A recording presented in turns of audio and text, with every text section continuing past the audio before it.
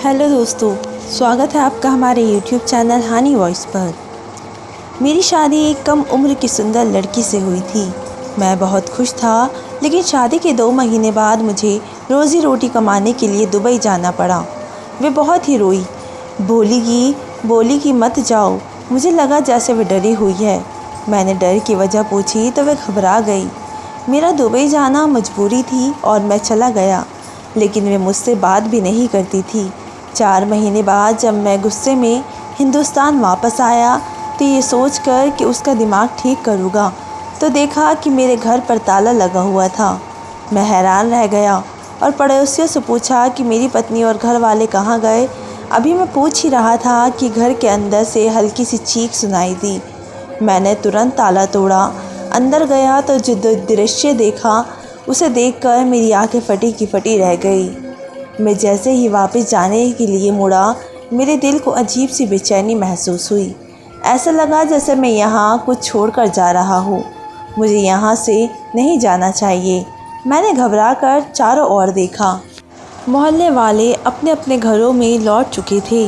जब उन्हें पता चला कि मैं दुबई से वापस आ गया हूँ तो सभी मुझसे मिलने आए थे, लेकिन दरवाजे की ओर इशारा करते हुए बोले कि तुम्हारे जाने के 2 महीने बाद ही यहाँ ताला लग गया था। उसके बाद हमने कभी किसी को भी इस घर में आते जाते नहीं देखा था। पता नहीं तुम्हारी पत्नी कहाँ चली गई। ये बातें सुनकर मेरे रोंगटे खड़े हो गए, लेकिन मैं संयम से खड़ा रहा। मेरे दिमाग में ये भी चल रहा था कि पता नहीं मेरी पत्नी के साथ क्या हुआ होगा। जब मैं अपने घर गया तो मेरी माँ ने भी दुख जताया और कहा तुम्हारे जाने के बाद मैंने आरती से कहा था कि मेरे पास आकर रह लो, लेकिन उसने मना कर दिया। पहल तो मैं बहुत ही हैरान हुई, ज़ोर भी दिया कि कैसे अकेली रहूँगी, मगर वह अपनी बात पर अड़ी रही और कहती रही नहीं मैं यहीं पर रहूँगी। तो मैंने कोई ज़बरदस्ती नहीं की। 1-2 हफ्ते बाद जाकर देखा तो तुम्हारा घर बंद था। लोगों से पूछा तो उन्हें भी कुछ नहीं पता था। ये बातें जैसे तैसे मैं सुनता जा रहा था, उतना ही परेशान होता जा रहा था। माँ मुझे समझा भी रही थी कि चलो कोई बात नहीं, मिल जाएगी, और अगर ना भी मिली तो वह खुद छोड़कर गई होगी। उसके पीछे खुद को मत थकाओ और चैन से रहो। मैं नींद की गोली खाकर सोने चला गया। कुछ देर की कोशिश के बाद नींद भी आ गई थी। पता नहीं मैं कितनी देर तक यूं ही सोता रहा। अचानक मुझे एक अजीब सा सपना आया। आरती मेरे ख्वाब में थी और बहुत ज़ोर ज़ोर से रो रही थी। कह रही थी मिहिर तुमने अच्छा नहीं किया, मुझे इन दरिंदों के हवाले करके चले गए। ये मुझे जानवरों की तरह रखते हैं। मिहिर तुम कहाँ हो? भगवान का वास्ता है मुझे बचा लो। ये कहते ही वह फूट फूट कर रोने लगी। मैं उसे दिलासा देने के लिए जैसे ही आगे बढ़ा, मेरा सपना टूट गया।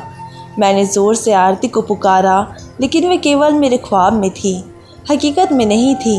मैं बौखला कर इधर उधर देखने लगा और ख़ुद को अपने कमरे में बिस्तर पर पाया और तुरंत उठकर पानी का एक गिलास पिया। उसके बाद मैं मोबाइल लेकर घर से बाहर निकल आया। कुछ समझ नहीं आ रहा था कि कहाँ जाओ और कहाँ नहीं। बेचैनी में फिर वापस अपने पुराने घर चला आया।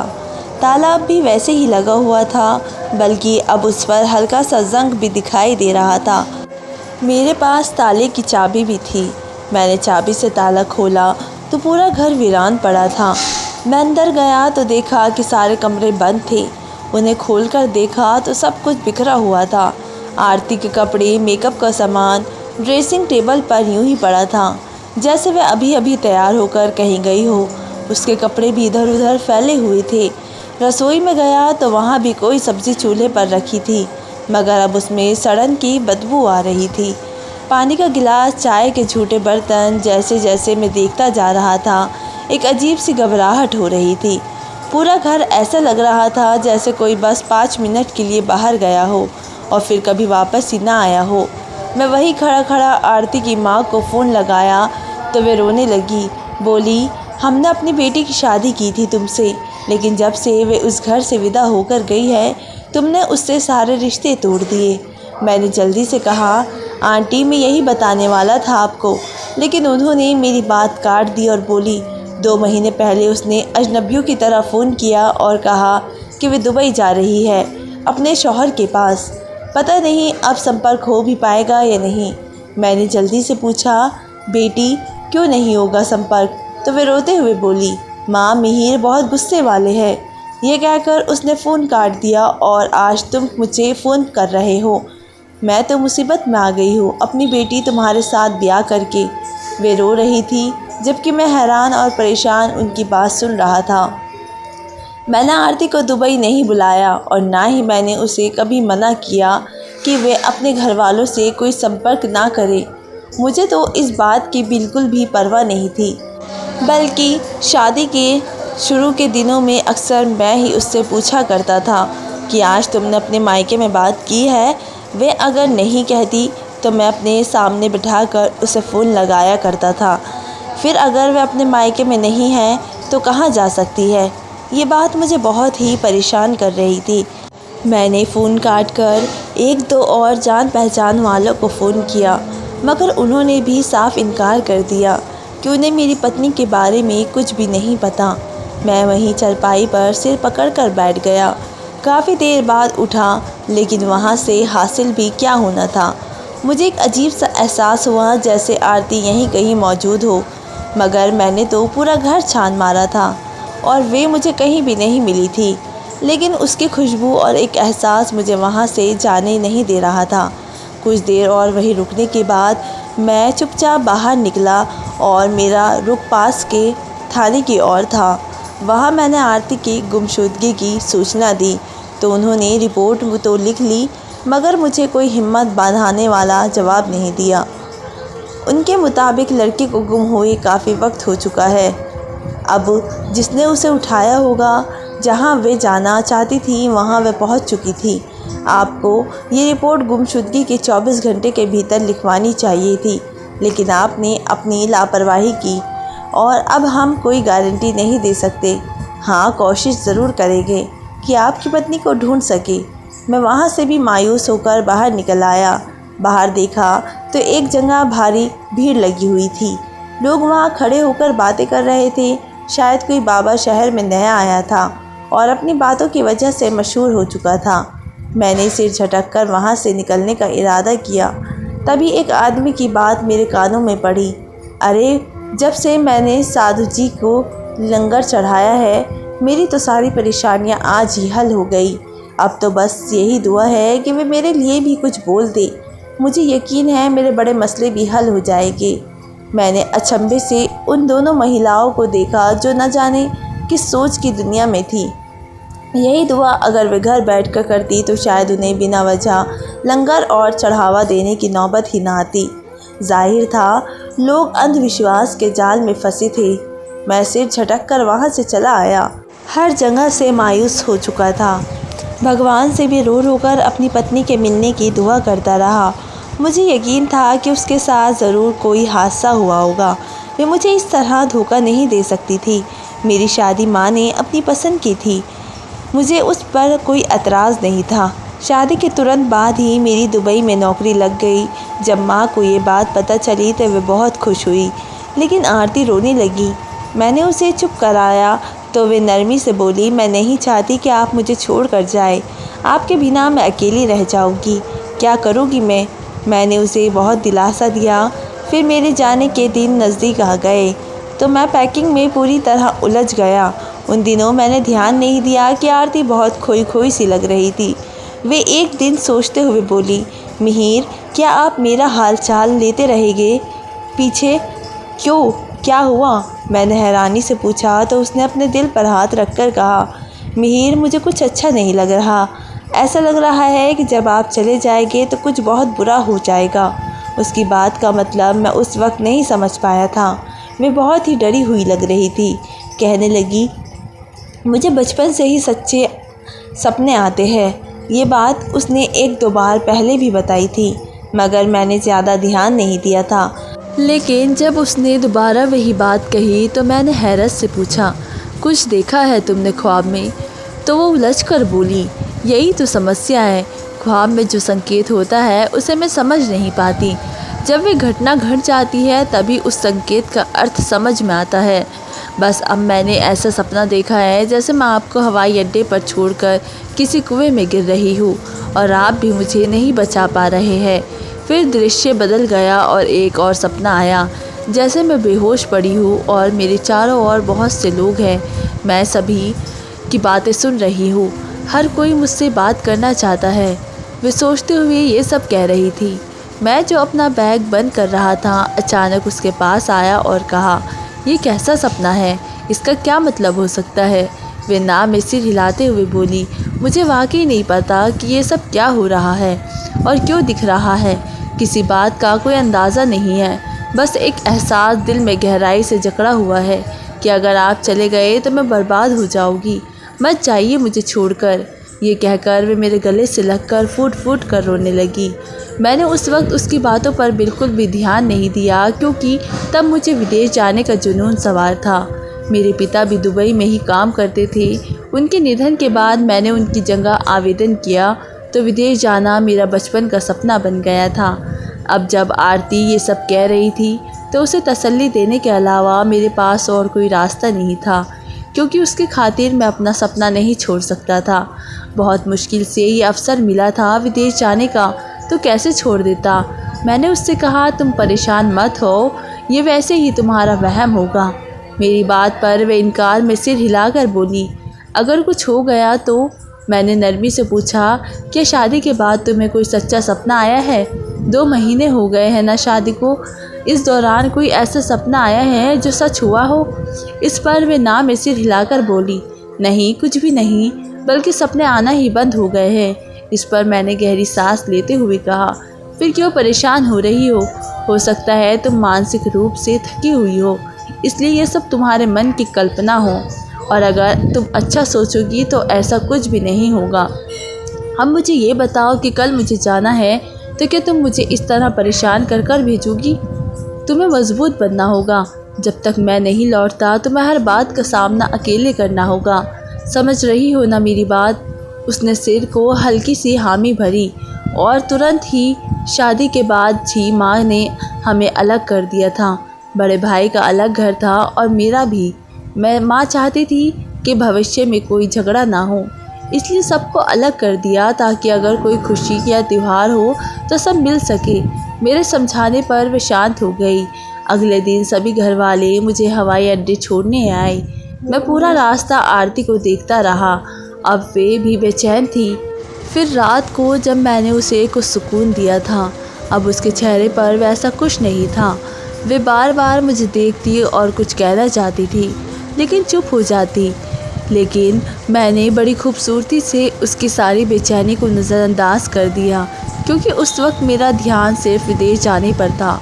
मुझे लगा वहाँ जाकर हमारी ज़िंदगी पूरी तरह बदल जाएगी। काश उस समय मैं रुक जाता, अपनी पत्नी के ख्वाब को समझने की कोशिश करता, तो आज मेरे घर में मेरी पत्नी मौजूद होती। हे भगवान, अब मैं क्या करूँ, कहाँ जाऊँ? करीब 1 हफ़्ता बीत चुका था और ये पूरा हफ़्ता मैंने गहरे मानसिक तनाव में बिताया। वहाँ पर भी मुश्किल से 1 महीने तक ही मेरी आरती से बात हो सकी। उसके बाद उसका मोबाइल और नंबर दोनों ही बंद हो गए थे।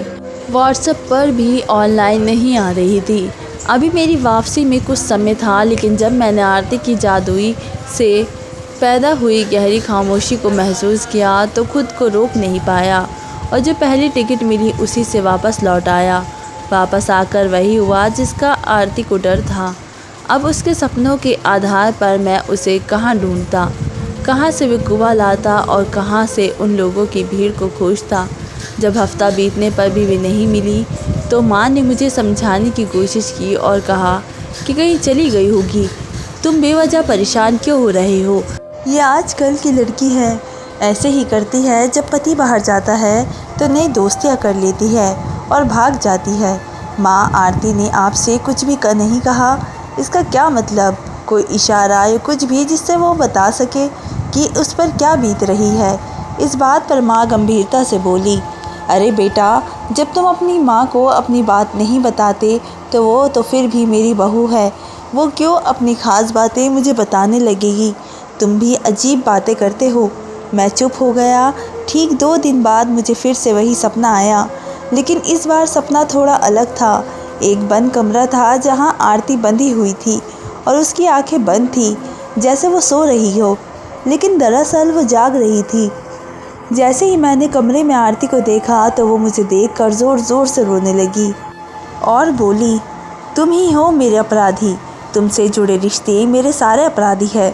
मैंने मना किया था लेकिन तुम नहीं रुके, तुमने मेरी कोई खबर नहीं ली और मैं यहाँ हर रोज़ मरती रही। मुझे यहाँ से बाहर निकालो मिहिर, तुम्हें भगवान का वास्ता है, मुझे इस नर्क से बाहर निकालो। वो देखो वो लोग मेरी जान के पीछे पड़े हैं, मुझे उनके सवालों से बचा लो मिहिर। मुझे झिझोकते हुए वे यत्नाएं देते हैं। और उसने एक से इशारा और किया तो मैंने गर्दन घुमाकर देखा, वहाँ एक बहुत ही बड़ी दीवार में लगी खिड़की थी जहाँ अनगिनत लोग खड़े आरती को पुकार रहे थे। वो बार बार मुझे बुला रही थी कि मुझे यहाँ से ले चलो, ये लोग मुझे मार डालेंगे। मैं आश्चर्यचकित होकर वहाँ खड़ा वो सारा दृश्य अपनी आंखों से देख रहा था। लोगों की भीड़ लगातार बढ़ती जा रही थी। फिर उन सब ने मिलकर दीवार में लगी बड़ी खिड़की एक झटके में तोड़ दी और इंसानों का एक बड़ा सैलाब आरती की ओर भागा। वो चिल्लाने और रोने लगी। इससे पहले कि मैं उसे बचाने के लिए वहाँ जाता, वो लोगों में कहीं खो गई। बस उसी सपने के बाद मेरी नींद खुल गई। मैंने उधर उधर देखा तो आज भी अपने कमरे में ही था। ये कैसे सपने आ रहे थे मुझे और क्या हो रहा था? मुझे क्या कोई संकेत मिल रहा है जिससे मैं आरती को खोज सकूं, या फिर ये सपने मेरे दिमाग की उपज है? मैं बाहर आया तो माँ आंगन में बैठी थी। मैं उनके पास जाकर उनकी गोद में लेट गया और रोने लगा। जैसे जैसे वो मुझे दिलासा दे रही थी वैसे मेरी रुलाई और तेज़ होती जा रही थी। माँ, मैं ही हूँ आरती का अपराधी, आरती के खोने का। वो मुझे मना करती रही कि मत जाओ मुझे छोड़कर। कहती थी अगर गए तो मेरे साथ कुछ बुरा होगा, लेकिन मैंने उसकी एक भी बात नहीं सुनी। उस वक्त मेरे ऊपर विदेश जाने का जुनून सवार था और मैं किसी भी हालत में वो सुनहरा मौका हाथ से जाने नहीं देना चाहता था।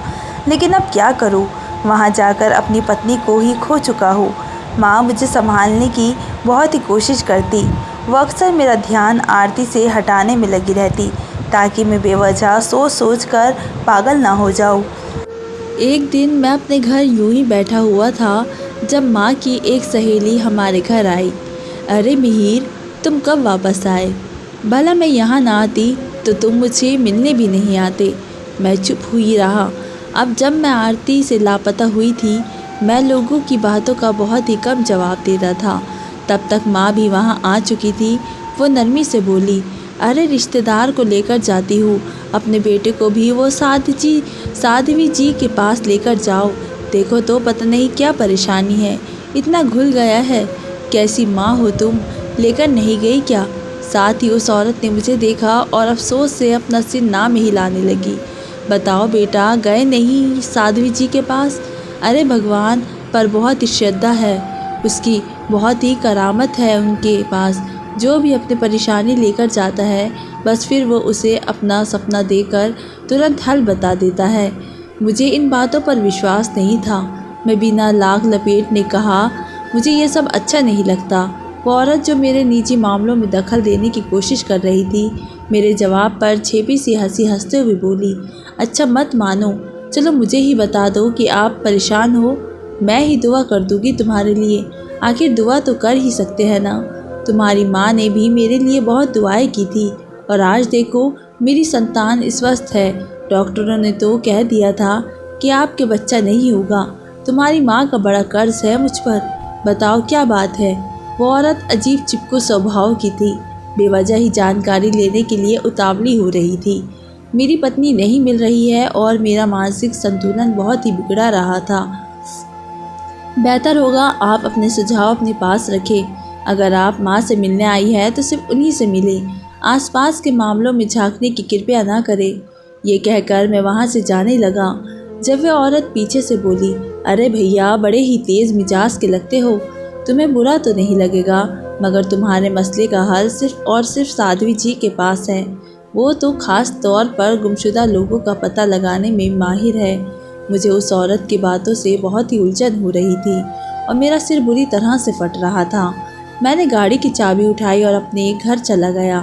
पहले आंगन में कुछ देर बैठा रहा, फिर घर की सफाई करने लगा। 2-3 घंटों में मैंने ऊपर से सारा घर साफ कर दिया। लेकिन मन बहुत ही भारी था। फिर मैं बैठक की सफाई करने के लिए आगे बढ़ा। जैसे ही मैंने बैठक का ताला खोला, मैं दंग रह गया। मैं जब भी उस घर में आया, सिर्फ रहने वाले हिस्से को ही खोला, बैठक को एक बार भी नहीं खोला। और यही मेरी बहुत बड़ी गलती थी। मेरा मन किया कि मैं अपना सिर दीवार में दे मारूं। आखिर इतनी बड़ी गलती मुझसे कैसे हो गई? मुझे पूरा घर खोलकर अच्छे से जांच कर लेना चाहिए था, क्योंकि उस वक्त ही बैठक को देखकर साफ पता चल सकता था कि यहीं मेरी पत्नी को रखा गया था। दीवार के साथ लोहे की जंजीरें बंधी थी और उनके आगे हथकड़ी जैसे गोल निशान बने हुए थे, जिनकी संख्या 4 थी, यानी 2 हाथों और 2 पैरों के लिए। इसके अलावा बैठक में बहुत ही तेज़ और गंदी बदबू आ रही थी। वहीं पर खाने के बर्तन और पानी का कूलर बहुत ही बेतरतीब रखे तरीके से रखा हुआ था। बैठक का फर्नीचर खींचकर एक दीवार से लगाया गया था। मैं तुरंत बैठक के दूसरे दरवाजे की ओर भागा, जो पीछे वाली गली में खुलता था। लेकिन वे गली मेन गेट वाली नहीं थी, बल्कि उससे पीछे की गली थी। यानी जो भी व्यक्ति था, उसने मेरी पत्नी को मेरे ही घर में छुपा कर रखा था और बड़ी चालाकी से सभी को धोखा दे रहा था, ये दिखाकर कि वह घर महीनों से बंद है, ताकि किसी को शक ना हो और वह आराम से आरती को वहीं रख सके। इसके बावजूद मुझे ये बात समझ नहीं आ रही थी कि अगर उसे आरती को घर में ही रखना चाहिए था, तो उसे बांध कर क्यों रखा गया, और आखिर उसका मकसद क्या था। हालात बहुत ही ख़राब हो चुके थे। मैंने उसी वक्त पुलिस को फ़ोन किया और उन्हें पूरी स्थिति बताई। कुछ ही देर में पुलिस पहुंच गई और उन्होंने उस जगह को सील कर दिया। हथकड़ियों को उतार कर फॉरेंसिक जांच के लिए भेजा गया। एक दिन में रिपोर्ट आ गई, जिसमें ये पुष्टि हुई कि वह आरती ही थी, जिसे कुछ दिन पहले ही वहाँ से कहीं और ले जाया गया है। पुलिस अधिकारियों ने मुझसे पूछा कि आपको किसी पर शक है? मैंने ना में सिर हिला दिया, क्योंकि सच में मुझे किसी पर शक नहीं था। उन्होंने कहा, ज़रा अच्छे से सोचिए, क्या आपकी पत्नी किसी से डरती थी? क्या उन्होंने आपको कभी कोई इशारा दिया हो, या कोई ऐसा अजीब वाक़या हुआ हो जिस पर आपने ध्यान न दिया हो? मैंने बहुत सोचने के बावजूद कोई ऐसा इंसान या वाक़या याद नहीं कर पाया जिसमें आरती का किसी से झगड़ा हुआ हो, या उसने कभी बताया हो कि अतीत में उसके कुछ बुरा हुआ है। हमने मेन गेट वाली गली में लगे कुछ कैमरों की मदद से अपराधी को तलाश करने की कोशिश की, लेकिन वे कभी मेन गेट से घर में दाखिल ही नहीं हुआ। एक बार बस मिहिर की माँ उस गली में गई थी। जब पुलिस ने पिछली गली में जाकर देखा, तो वहाँ कोई भी कैमरा मौजूद नहीं था, जिससे अपराधी की हरकतें रिकॉर्ड नहीं हो सकी। इसके बाद पुलिस ने मेरी माँ को हिरासत में लेने की बात की, तो मैंने सख्ती से मना कर दिया। मैंने कहा, खबरदार अगर किसी ने मेरी माँ को परेशान करने की कोशिश की, क्योंकि उनके अलावा ऐसा कोई सुराग नहीं था जो किसी और की तरफ इशारा करता। जब पुलिस ने कहा कि कम से कम एक बार तो हमें आपकी माँ से पूछताछ करनी पड़ेगी, तो मैंने चुपचाप आरती का केस वापस ले लिया। इस पर पुलिस वाले बहुत ही नाराज़ हुए।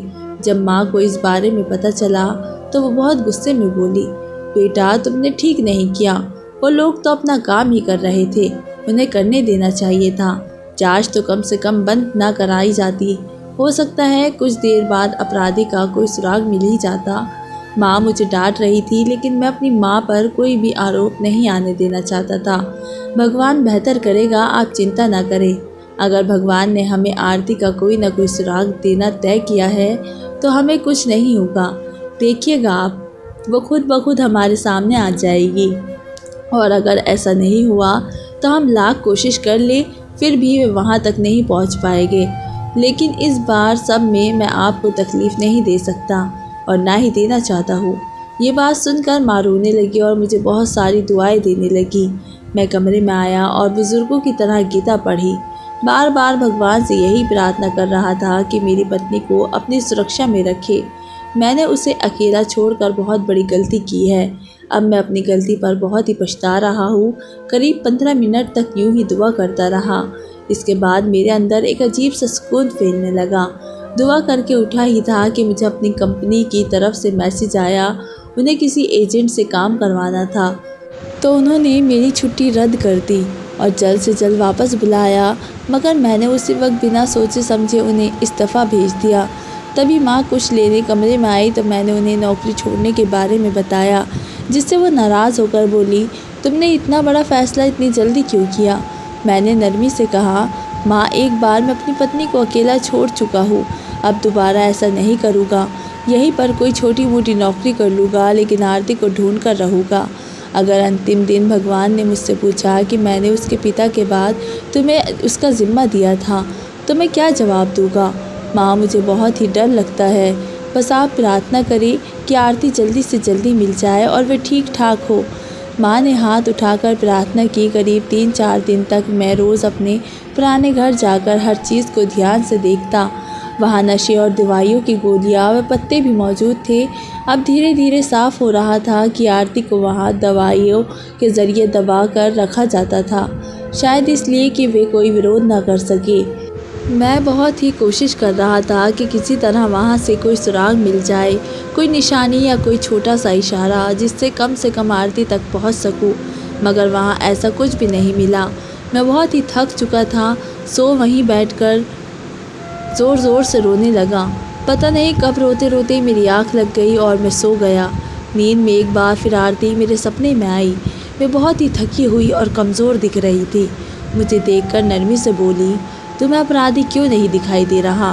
वे तो तुम्हारे आसपास ही है, ज़मीन में छुपा है। मुझे बचा लो, जितनी जल्दी हो सके मुझे ढूंढ लो, नहीं तो ये लोग मुझे मार डालेंगे, ये लोग मेरी जान ले लेंगे। मुझे इस नर्क से निकालो, किसी से मेरी सलामती के लिए दुआ करवाओ। इसके बाद वो चली गई और मेरी आँख खुद ब खुद खुल गई। मैं यूं ही फर्श पर लेटा हुआ था, अब उठकर छत को देखने लगा। आरती चाहती थी कि मैं उसे ढूंढ निकालूं, यानी जिसने भी उसे छुपाया है वह जान चुका है कि मैं उसकी तलाश कर रहा हूँ। अगर जल्द से जल्द मैं अपनी पत्नी को नहीं ढूंढ सका तो वह उसे सचमुच मार डालेंगे। तभी वे सपने में इतनी परेशान दिख रही थी। हे भगवान, अब मैं क्या करूँ? मुझे कोई राह दिखा, मुझे कुछ समझा दे, मेरी मार्गदर्शना कर कि मैं अपनी पत्नी को ढूंढ सकूं। यूं ही दुआ करते करते मैंने घर के सारे कमरों को ताला लगाया और बाहर निकल आया। मैं अभी मोहल्ले से बाहर निकला ही था कि मुझे आरती की सहेली दिखाई दी। मुझे देखकर वे जल्दी से आरती के बारे में पूछने लगी। मैंने उससे पूछा, क्या तुम आरती से नहीं मिली? वो शर्माते हुए बोली, भैया आपकी शादी के बाद ही तो मेरी भी शादी हो गई थी, फिर मैं सऊदी अरब चली गई, अभी मिलने के लिए आई हूँ, उसी से आपके घर भी आई हूँ, लेकिन कुछ काम थे करवाने थे, उन्हीं में उलझी रही। जब मैं आपकी ओर आ रही थी मैंने उदास लहजे में कहा, नहीं सोनल, कोई ज़रूरत नहीं है। वो हैरानी से मुझे देखते हुए बोली, क्या हुआ भैया, सब ठीक है? आप परेशान लग रहे हैं। क्या आरती ठीक है?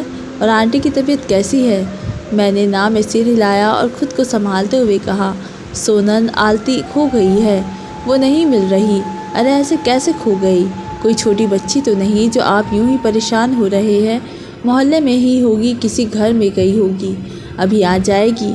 उसकी बात सुनकर मेरी आंखों में अनायास के आंसू आ गए, जिन्हें मैंने बेरहमी से पोंछते हुए कहा, नहीं, वो आपकी भाभी खोई नहीं है, उसे तकरीबन 2 महीने हो चुके हैं। फिर वहीं खड़े खड़े मैंने सोनल को संक्षेप में सारी बात बताई। वो गम में कुछ बोल ही नहीं सकी। मैंने कहा, सोनल, तुम तो आरती की दोस्त थी, क्या तुम मेरी कुछ मदद कर सकती हो? वो जल्दी से बोली, जी भैया, आप बताएं, मैं आपकी हर तरह से मदद के लिए तैयार हूँ। मुझे यकीन नहीं होता कि वह छोटी सी हंसमुख आरती है अचानक कैसे गायब हो सकती है। भैया, क्या कभी आरती ने शादी से पहले या शादी के बाद कुछ बताया? मतलब कोई झगड़ा या किसी ने तंग किया या कुछ भी, कोई छोटी सी बात? अगर उसने इस बारे में कुछ बताया हो तो भगवान का वास्ता बताएं मुझे।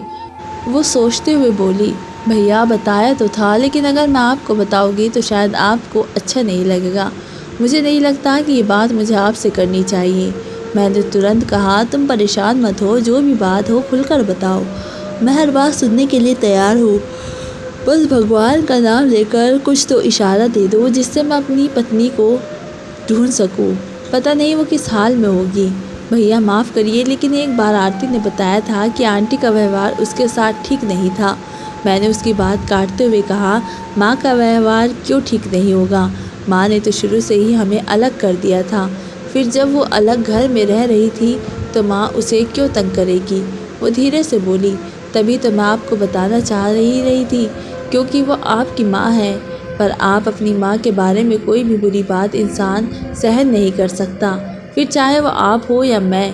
बाकी आपने कोई और बात पूछनी है तो बस मुझे यही बात याद आई।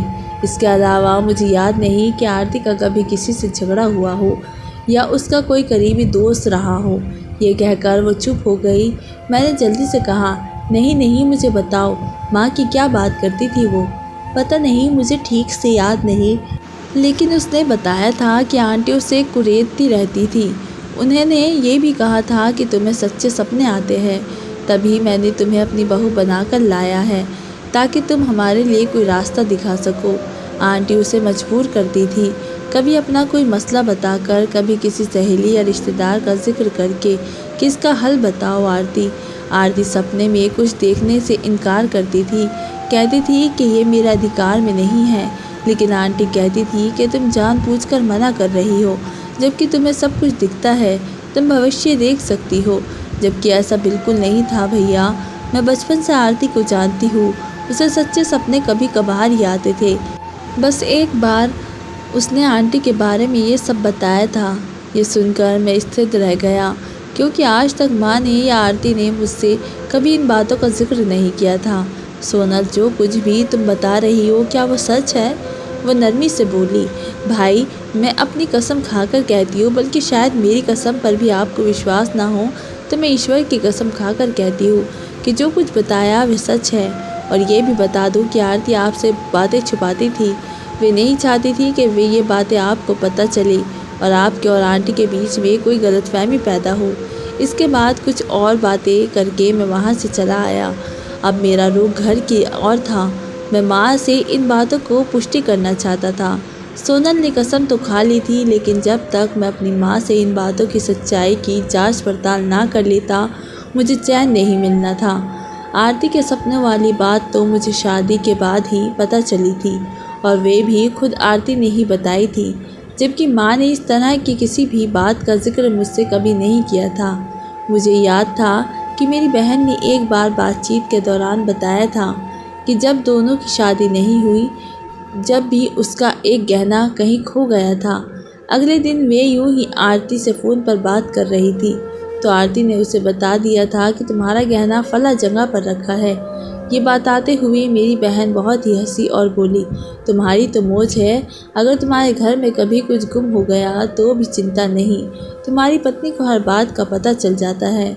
मैंने तब इस बात पर ध्यान नहीं दिया, लेकिन अब एक एक कुड़ी जुड़ती जा रही थी। मैं पैदल ही घर की तरफ चल पड़ा था। तभी मुझे एक और बार फिर वही जगह दिखाई दी, जहाँ लोग बड़ी श्रद्धा से कतार में खड़े थे। उसी वक्त मुझे आरती का सपना याद आया, जिसमें वे कह रही थी कि किसी से दुआ करा लो। मुझे उन सब बातों पर विश्वास नहीं था, लेकिन आरती पर था। वे चाहती थी कि मैं उसे खोजूं, तो बिना कुछ सोचे समझे मैं भी उस कतार में लग गया। मुझे विश्वास नहीं था कि यहाँ कुछ मिलेगा, लेकिन पता नहीं क्यों मैं वहाँ से हिल नहीं सका और मेरे पैर खुद ब खुद रुक गए। काफ़ी देर बाद मेरा नंबर आया और कमरे के बाहर बैठे व्यक्ति ने मुझसे 1000 रुपये लिए। मैंने चुपचाप पैसे निकाल कर दे दिए। जब अंदर गया तो वहाँ का माहौल अजीब सा था। एक व्यक्ति कुर्सी पर बैठा था। देखने में वे कोई नकली बाबा लग रहा था। उसके पास ज़मीन पर एक छोटा सा कपड़ा बिछा हुआ था, जिस पर एक लड़की आंखें बंद किए दीवार से टिकी हुई बैठी थी। उस लड़की की हालत बहुत ही ख़राब थी। बाल बिखरे हुए थे और कपड़े बेहद मेले कुचेले थे। हाँ भाई, क्या समस्या है तुम्हारी? किसी महिला ने ऊंची आवाज़ में पूछा। पहले तो मेरा मन किया कि मैं चुपचाप वहाँ से निकल जाऊँ, लेकिन फिर जैसे ही मैंने कहा मेरी पत्नी लापता है, उसकी खोज करानी है, या फिर कोई दुआ, जो भी आपको उचित लगे, बस मुझे मेरी पत्नी चाहिए। उस व्यक्ति ने उस महिला की ओर इशारा किया और कहा, साध्वी जी को कुछ भेंट दो और उन्हें अपनी समस्या बताओ। वो सपना देखकर बता देगी कि तुम्हारी पत्नी कहाँ है। मैंने उस नशे में डूबी हुई महिला की ओर देखा, जो आंखें बंद किए बैठी थी और नशे की गंध चारों ओर फैली थी। ये समझना मुश्किल नहीं था कि वे इस समय बहुत ही नशे में थी। मैं वापस जाने के लिए मुड़ ही रहा था कि मेरा अगला कदम रुक गया और मेरी सांसें थम गई। मैं दोबारा उस महिला के पास गया और गौर से देखा तो पाया कि वे कोई और नहीं बल्कि मेरी पत्नी आरती ही थी। उसकी हालत बहुत ही ख़राब थी और वे इतनी गंदी हो चुकी थी कि पहचानना भी मुश्किल हो रहा था। मैं उसे ज़ोर ज़ोर से झंझोड़ने लगा। सभी लोग मेरी ओर ध्यान से देखने लगे। उस नकली बाबा ने मुझे पीछे कराने की कोशिश की तो मैंने उसे बुरी तरह से पीटना शुरू कर दिया और वहाँ अच्छा खासा तमाशा लग गया। भीड़ में से किसी ने पुलिस को बुला लिया। जब पुलिस आई तो मैंने उन्हें बताया कि ये मेरी पत्नी है। पुलिसकर्मी वही थे जो आरती के केस की जांच कर रहे थे। उस जाली बाबा ने बहुत ही विरोध किया, लेकिन पुलिस ने उसे हिरासत में ले लिया और मैं आरती से बात करने की कोशिश कर रहा था, लेकिन वे अपने होश में नहीं थी। शुरू में वे बाबा मुंह नहीं खोल रहा था कि ये सब किसके कहने पर कर रहा है, लेकिन जब पुलिस के हाथ में वे आदमी लगा तो उसने जो नाम लिया वे मेरे लिए अविश्वसनीय था। उसने मेरी माँ का नाम लिया और कहा कि वही औरत इस लड़की की मदद से गलत धंधा चला रही है। वे उसे शाम को यहाँ से ले जाती है और पता नहीं किस जगह पर रखती है, फिर सुबह वापस ले जाती है और ये लड़की सच्चे सपने देखती है और हम उससे दिन में लाखों रुपये कमा लेते हैं। वे पाखंडी बाबा बोलता जा रहा था और मैं धरती पर खड़ा नहीं हो पा रहा था। ये सोचकर ही आखिरी मेरी माँ ने ये सब क्यों किया, उन्हें इसकी क्यों ज़रूरत पड़ी। पैसे की आरती से मेरी शादी भी उन्होंने ही इसी वजह से करवाई ताकि वे उसे अपने गंदे धंधे के लिए इस्तेमाल कर सके। मेरे विदेश जाते ही माँ ने आरती को नशा और दवाइयाँ देना शुरू कर दी थी। फिर इस घर को ताला लगाकर उसे बैठक में बंद कर दिया और अलग अलग तरह के लोगों से उसका उपयोग करवाती थी। मैं स्तब्ध व खड़ा था जब एक पुलिस अधिकारी मेरे पास आया और बोला, हाँ भाई, अब बताइए, आपकी माँ पर कोई जांच ना हो या अब भी उन्हें छोड़ दे। अब ये बात साबित हो चुकी थी कि इस सब के पीछे आपकी माँ ही थी। मुझे कुछ भी समझ नहीं आ रहा था। माँ को पुलिस अपने साथ ले गई और उन पर कड़े आरोप लगाए गए। आरती को बहुत ही भारी मात्रा में नशे की दवाइयाँ दी गई थी, जिसकी वजह से उसका इलाज शुरू हुआ। धीरे धीरे आरती की तबीयत में सुधार आने लगा, लेकिन हमारे रिश्ते पर जो ज़ख्म लग चुका था वे कभी पूरी तरह से भर नहीं पाया। माँ अब सलाखों के पीछे थी और मैं अब अपने इस भीतर तूफ़ान में जूझ रहा था, जिसमें अपनों की साजिश, प्यार की टूटन और विश्वास की मौत शामिल थी। ज़िंदगी जैसे अचानक ठहर गई थी। अब सब कुछ फिर से शुरू करना था, लेकिन इस बार बिल्कुल अकेले। तो दोस्तों, इस कहानी का नैतिक संदेश ये है कि अंधविश्वास, लालच और अपने स्वार्थ के लिए किसी के जीवन से खिलवाड़ करना एक दिन सामने आ ही जाता है। सच्चाई चाहे जितनी भी छुपाई जाए, अंत में उजागर होती ही है। किसी के सपने, रिश्ते और भावनाओं के साथ धोखा देना सबसे बड़ा अपराध है और इसका परिणाम न केवल कानून देता है बल्कि समय और नियति भी बहुत ही कठोर सज़ा देते हैं। तो दोस्तों, ये थी आज की कहानी। इस कहानी के बारे में आपकी क्या राय थी, ये कमेंट बॉक्स में ज़रूर बताइए। अगर आपको कहानी पसंद आई हो तो वीडियो को लाइक करें और चैनल को सब्सक्राइब ज़रूर करें। धन्यवाद दोस्तों।